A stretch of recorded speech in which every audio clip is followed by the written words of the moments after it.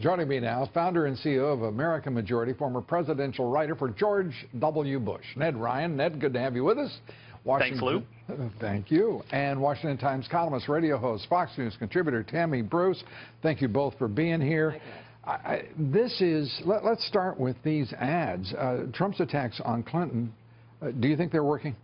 I do. I think they're very impressive. It's a very nice structure.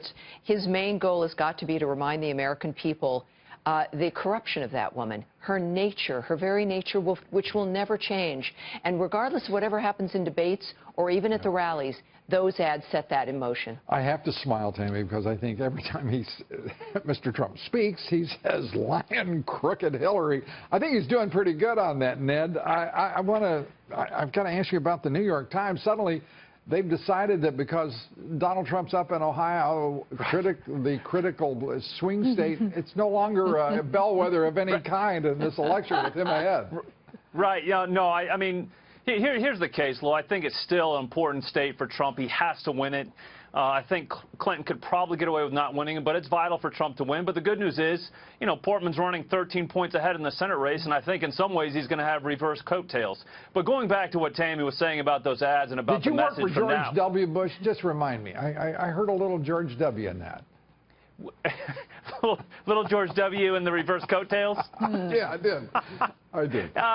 But really quick, Lou, I mean, last point here really quick that I want to make is Trump needs to be hammering on this issue of trustworthiness and honesty. 2 weeks ago, he was up double digits on Hillary, and the recent Fox poll now shows her up 4 or 5 points. So these ads and the next 2 debates, he has to hammer on the FBI, the Clinton Foundation, email, servers, all these things, just to remind people this woman is not trustworthy. She is not an honest person. She's not qualified to be president. Yeah. The Clinton cartel, suddenly, you know, the national liberal media, which never wants to confront the reality before them, that they're looking at decades of corruption and an expansive enterprise from the Clinton Foundation to the Secretary's State Department to this administration's FBI. Yeah. I mean, it's everywhere. Well, and especially now we've got a generation of people voting who understand the seriousness of what's happening on Earth and here with terrorism, and who maybe just don't know about Hillary Clinton's past at all. We do, of course, but you've got, you know, a generation of voters who are thinking, wait a minute, what's this woman been doing?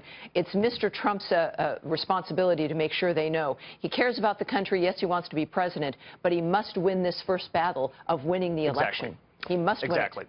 And he has moved in that direction solidly and directly.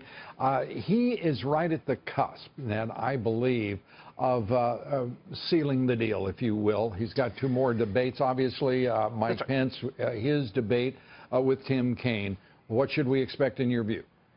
Well, you know, my hope is that Pence is going to turn the debate Monday night into really a referendum, or Tuesday night, excuse me, and really go after Clinton's record and really remind people of who Hillary is. And I hope that Trump in the next 2 debates, I hope he memorizes 5 or 6 words before the next 2 debates. FBI, foundation, growth, wall, and just continues to hit those points time and time again. The good news is, Lou, I think voters have a short-term memory. I don't think the first debate is going to ultimately hurt him that much if he can perform well in the next 2 debates. Yeah, I mean, for crying out loud, Obama lost the first debate, and it was terrible. I'm not saying, by the way, that Donald Trump lost that debate. I'm just saying Obama did.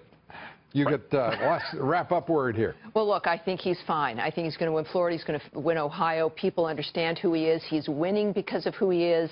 It's just a matter of continuing to do what he's doing, which is being honest with the American people, handling it well, caring about this nation. And he's got it. The right man in the right place on the right side of history. Exactly. Ned Ryun, thank you. Tammy Bruce, thank you. We appreciate it, guys.